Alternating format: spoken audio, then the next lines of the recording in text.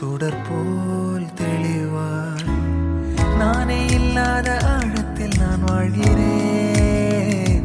கண்ணாடியாய் பிறந்தே காண்கின்ற எல்லாமும் நான் ஆகிறேன். இரு காலின் இடையிலே உரசும் பூனையாய் வாழ்க்கை போதும் அடடா. எதிர்காணும் யாவுமே தீண்ட